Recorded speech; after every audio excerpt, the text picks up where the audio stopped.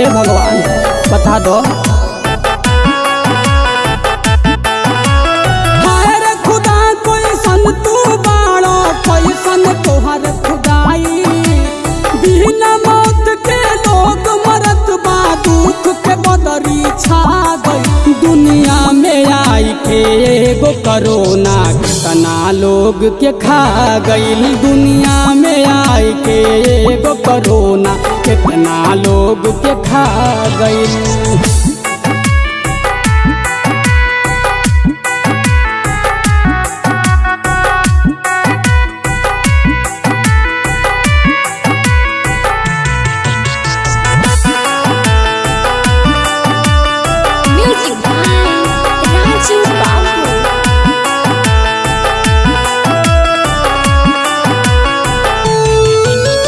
बापू के लगे न बेटा आवे, देह से देह न छुआवेला। कैसन दिन देखवल ए भगवान अपना से दूर करावेला। हे भगवान का कर करो बता दो, जनता परेशान बा।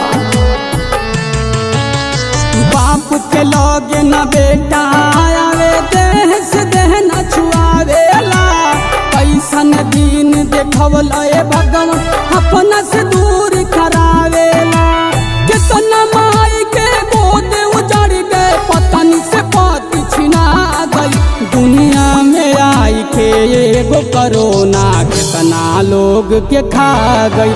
दुनिया में आई के एगो कोरोना कितना लोग के खा गई।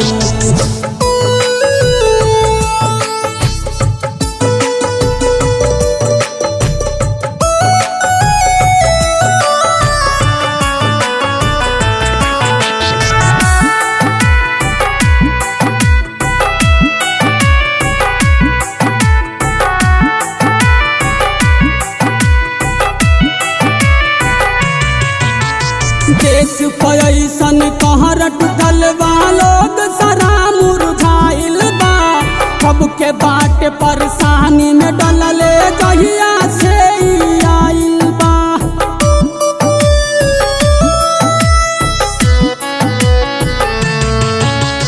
देश पैसन कहर टूटल बा, लोग सारा मुरझाइल बा।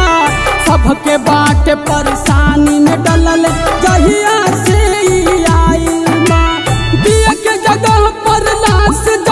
विज्ञानों के बुद्धि भुला गई।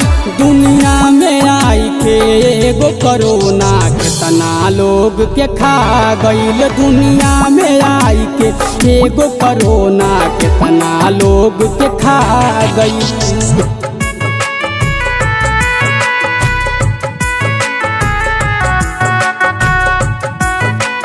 म्यूजिक बाय राजू बाबू।